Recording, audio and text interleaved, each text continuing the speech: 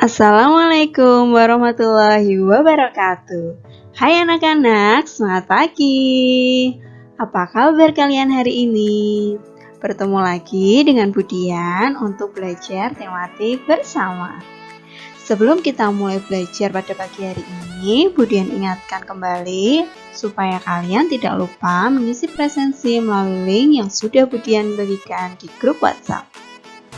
Hari ini kita masih belajar tema 4, sehat itu penting, subtema 1, pembelajaran 2. Adapun mata pelajaran yang kita pelajari hari ini adalah Bahasa Indonesia, IPA, dan SPDP. Tentunya anak-anak masih ingat tentang ciri-ciri pantun. Nah, hari ini Budian akan membacakan sebuah pantun untuk kalian. Sambil anak-anak cermati ya.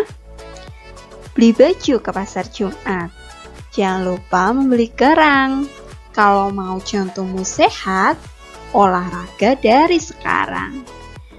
Nah, kira-kira apa ya isi dari pantun tersebut?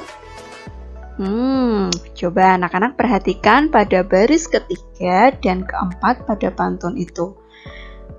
Nah, baris ketiga dan keempat dari pantun tersebut merupakan isi. Jadi, pantun tersebut menyampaikan maksud untuk mengingatkan kepada kita agar kita rajin berolahraga agar menjaga kesehatan jantung kita. Berdasarkan isinya, pantun terdiri dari 6 jenis. Yang pertama, pantun anak. Yang kedua, pantun adat istiadat. Yang ketiga, pantun nasihat. Yang keempat, pantun teka-teki. Yang kelima, pantun jenaka. Dan yang keenam adalah pantun kepahlawanan. Nah, kira-kira apa ya yang membedakan dari keenam jenis pantun tersebut? Oke, kita akan bahas bersama-sama. Untuk jenis pantun yang pertama adalah pantun anak. Pantun anak merupakan pantun yang isinya menceritakan tentang dunia anak-anak. Salah satu contoh pantun anak adalah sebagai berikut. Burung camar di tepi pantai. Pantai yang indah banyak ombaknya. Jadilah kamu anak yang pandai, sudah pasti banyak temannya. Jenis pantun yang kedua adalah pantun adat istiadat. Pantun ini berisi tentang ungkapan tradisi dari leluhur sehingga harus dipelihara dan tidak boleh dilupakan. Fungsi dari pantun adat istiadat adalah sebagai bentuk peraturan atau norma dalam bermasyarakat. Berikut ini merupakan contoh dari pantun adat istiadat. Lebat daun bunga di tanjung, berbau haru bunga cempaka. Ada dijaga pusaka dijunjung, baru dipelihara adat pusaka. Jenis pantun yang ketiga adalah pantun nasihat. Nah, pantun ini biasanya sering sekali anak-anak temukan. Jadi, pantun nasihat ini merupakan pantun yang memuat tentang petuah, petunjuk, peringatan, teguran, pesan moral, anjuran, atau ajaran baik. Berikut ini merupakan contoh dari pantun nasihat. Kelapa gading buahnya banyak, lebat berjulai di pangkal pelepah. Bila berunding sesama bijak, usut selesai, sengketa pun sudah. Jenis pantun yang keempat adalah pantun teka-teki. Pantun teka-teki merupakan pantun yang berisikan tebakan atau teka-teki, dan untuk melengkapi pantun tersebut biasanya dibutuhkan jawabannya. Nah, biasanya kalau anak-anak melihat Ipin Upin, itu ada salah satu episode yang menampilkan di mana para pemeran dalam Ipin Upin itu sedang membacakan pantun. Nah, salah satunya mereka membacakan pantun teka-teki. Nah, berikut ini merupakan salah satu contoh dari pantun teka-teki. Mendengar ibu sedang memasak. Ternyata sedang memasak ikan panggang. Kalau kamu pintar menebak, ular apa yang ada di pinggang? Ayo, kira-kira jawabannya apa ya? Ini dia. Jadi jawabannya adalah ikat pinggang. Jenis pantun yang kelima adalah pantun jenaka. Nah, sesuai dengan namanya, pantun jenaka. Jadi pantun ini memiliki tujuan untuk menghibur pendengar atau pembacanya. Jadi biasanya pantun ini berisi tentang hal-hal yang membuat lucu. Jadi bisa menghibur pendengar atau pembacanya. Berikut ini merupakan salah satu contoh dari pantun jenaka. Di sini kosong, di sana kosong. Tak ada batang tembakau. Bukan saya berkata bohong, ada katak memiliki kerbau. Jenis pantun yang terakhir adalah pantun kepahlawanan. Jadi pantun ini berisikan tentang perjuangan seorang pahlawan dan semangat para pahlawan. Berikut merupakan contoh dari pantun kepahlawanan. Di pantai banyak karang. Karang adalah kekayaan lautan. Jangan berlagak gagah yang garang, kalau tidak berani seperti pahlawan. Nah, itu tadi 6 jenis pantun berdasarkan isinya. Jadi, anak-anak ingat baik-baik ya, kalau pantun itu terdiri dari 6 jenis. Oke. Selanjutnya, kita akan belajar kembali tentang komponen darah. Siapa yang masih ingat ada berapa komponen darah itu? Tepat sekali. Jadi, darah itu terdiri dari 4 komponen atau 4 bagian. Yang pertama, plasma darah. Yang kedua, sel darah merah atau eritrosit. Yang ketiga, sel darah putih atau leukosit. Yang keempat, keping darah atau trombosit atau platelet. Anak-anak dapat mencermati komponen darah pada manusia berdasarkan gambar yang Budian tampilkan. Jadi di situ jelas sekali ya, yang dalam tabung itu terdapat persentase atau banyaknya kandungan masing-masing komponen darah dalam tubuh kita. Plasma darah itu terdapat 55% di dalam tubuh kita. Sedangkan leukosit dan trombosit itu kurang dari 1%. Dan yang terakhir, eritrosit atau sel darah merah terdapat 45% dalam tubuh kita. Kita akan mempelajari fungsi dari setiap komponen darah pada tubuh kita. Komponen yang pertama adalah plasma darah. Fungsi dari plasma darah dalam tubuh kita ini terdapat 4 fungsi. Yang pertama, membantu sel darah merah dan sel darah putih mengalir ke seluruh tubuh. Fungsi yang kedua, membantu mengontrol tekanan darah dan volumenya. Fungsi yang ketiga, mensuplai protein untuk pembekuan darah dan sistem kekebalan tubuh. Dan fungsi yang keempat, membawa mineral seperti sodium dan kalium ke otot untuk menjaga keseimbangan kadar asam di tubuh. Jadi anak-anak perhatikan, plasma darah itu berwarna kuning, di mana pada plasma darah ini mengandung nitrogen dan protein yang dibutuhkan oleh tubuh kita.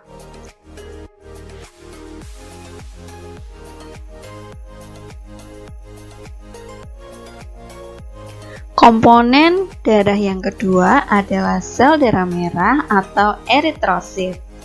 Nah, sel darah merah ini memiliki kandungan hemoglobin yang berfungsi mengantarkan oksigen ke seluruh tubuh dan mengambil kembali sisa karbon dioksida untuk dibawa ke paru-paru.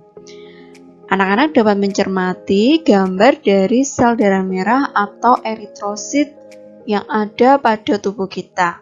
Kalau di sini gambarnya terlihat besar ya anak-anak, tapi sebenarnya ini sangat kecil dan kita tidak bisa melihatnya hanya dengan mata telanjang. Jadi kita harus memerlukan alat khusus agar bisa melihat sel darah merah dengan jelas.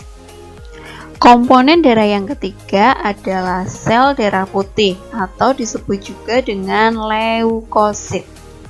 Sel darah putih ini memiliki dua fungsi. Yang pertama, mendeteksi keberadaan benda asing yang berbahaya di dalam tubuh.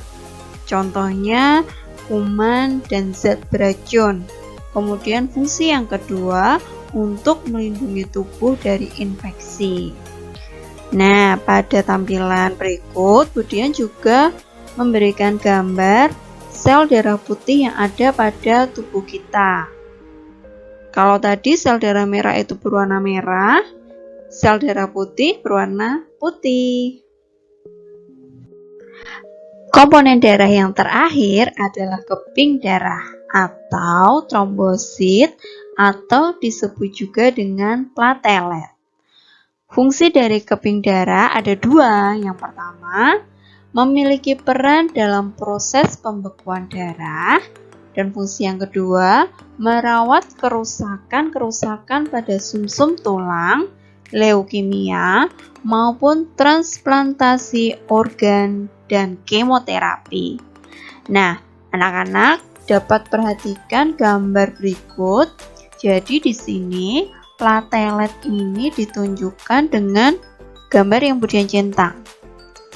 Nah, platelet ini atau keping darah itu berada di antara sel darah merah dan juga sel darah putih. Sesuai dengan fungsinya yang pertama, di mana keping darah itu berperan dalam proses pembekuan darah. Jadi ketika anak-anak mengalami cedera, misalnya kalian terkena pisau atau jatuh, kemudian ada bagian tubuh kalian yang terluka, nah platelet ini akan menumpuk untuk menghentikan terjadinya pendarahan pada luka di tubuh kita. Jadi itu contoh mudahnya dari fungsi adanya keping darah pada tubuh kita. Untuk yang selanjutnya, kita akan mempelajari materi SPDP tentang tangga nada mayor dan tangga nada minor. Tentunya anak-anak sudah tidak asing lagi dengan dua jenis tangga nada tersebut ya, karena pada tema sebelumnya kalian juga sudah mempelajarinya. Tapi pada pembelajaran kali ini kita akan mengulangi kembali supaya anak-anak semakin paham tentang tangga nada mayor dan tangga nada minor. Tangga nada adalah sekumpulan not musik yang disusun secara berurutan dari nada rendah hingga tinggi. Tangga nada itu terdiri dari 3 ya anak-anak. Yang pertama ada tangga nada diatonis, yang kedua tangga nada pentatonis, dan yang ketiga adalah tangga nada kromatis. Nah, pada tema kali ini kita hanya akan mempelajari tangga nada diatonis. Apa itu Bu tangga nada diatonis? Nah, jadi tangga nada diatonis itu merupakan tangga nada yang terdiri dari 7 buah nada, yaitu Do, Re, Mi, Fa, Sol, La, Si. Nah, itu ada 7 buah nada. Nah, kemudian tangga nada diatonis ini terdiri dari 2 macam. Yang pertama, ada tangga nada diatonis mayor, dan yang kedua ada tangga nada diatonis minor.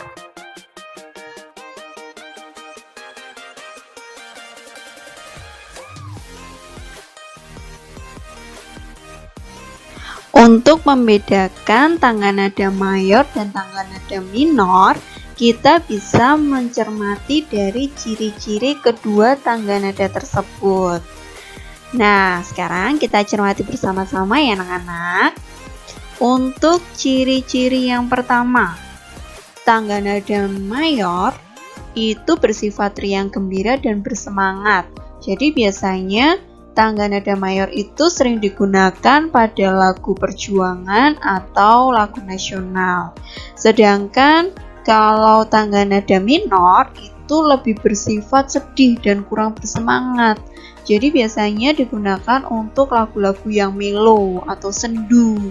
Jadi sifatnya itu lebih kesedih.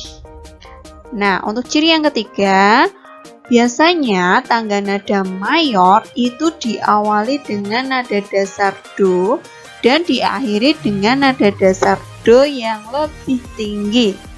Sedangkan untuk tangga nada minor itu diawali dan diakhiri dengan nada dasar la. Nah, untuk ciri yang terakhir bisa dilihat dari pola intervalnya. Untuk tangga nada mayor, pola intervalnya 1, 1, setengah, 1, 1, 1, setengah. Sedangkan untuk tangga nada minor mempunyai pola interval 1, setengah, 1, 1, setengah, 1, 1. Nah, berdasarkan ciri-ciri tangga nada mayor dan minor, tentunya sekarang anak-anak lebih bisa membedakan mana yang merupakan lagu bertangga nada mayor dan mana lagu yang menggunakan tangga nada minor. Oke anak-anak, itu tadi materi untuk hari ini. Nah, sekarang Budian akan sampaikan tugas kalian untuk hari ini. Yang pertama, diskusi bersama orang tua.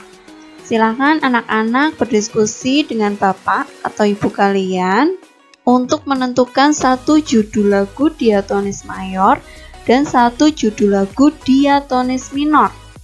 Setelah berdiskusi, tuliskan hasil diskusi kalian di kolom komentar pada video pembelajaran hari ini. Nah, jangan lupa tuliskan nama kalian dulu, kemudian baru tuliskan hasil diskusi kalian. Untuk tugas yang kedua adalah praktek menyanyi. Silakan nanti anak-anak menyanyikan lagu dari hasil diskusi bersama orang tua kalian. Kirimkan hasil rekaman video menyanyi kalian kepada Bu Guru melalui WhatsApp. Untuk tugas yang ketiga, yaitu mengerjakan LKPD yang sudah Budian bagikan kepada kalian. Untuk tugas yang keempat adalah mengisi buku pantau. Jadi untuk pengisian buku pantau, silakan nanti anak-anak menuliskan materi yang sudah kalian pelajari hari ini. Ya, ingat tadi kita sudah mempelajari 3 materi penting. Silakan nanti anak-anak tuliskan pada kolom yang sudah Budian sediakan di buku pantau. Nah, kalau sudah, selanjutnya anak-anak mengisi tabel pantauan belajar siswa. Jadi pada tabel silakan nanti kalian berikan tanda centang sesuai dengan jawaban kalian untuk mengetahui kegiatan belajar kalian hari ini. Oke anak-anak, nah nanti semisal ada yang masih belum paham atau masih ada yang bingung untuk materi hari ini, silahkan anak-anak langsung menanyakan pada Budian melalui chat, voice note, atau video call by WhatsApp. Berakhir sudah materi yang dapat Budian sampaikan pada hari ini. Pesan dari Budian, tetap semangat belajar dan selalu jaga kesehatan. Nah, ada satu kalimat dari Budian, sebaik-baiknya teman duduk pada setiap waktu adalah buku. Jadi anak-anak sempatkan selalu untuk berliterasi atau membaca buku agar pengetahuan kalian semakin bertambah. Akhir salam, wassalamualaikum warahmatullahi wabarakatuh. Sampai bertemu kembali anak-anak.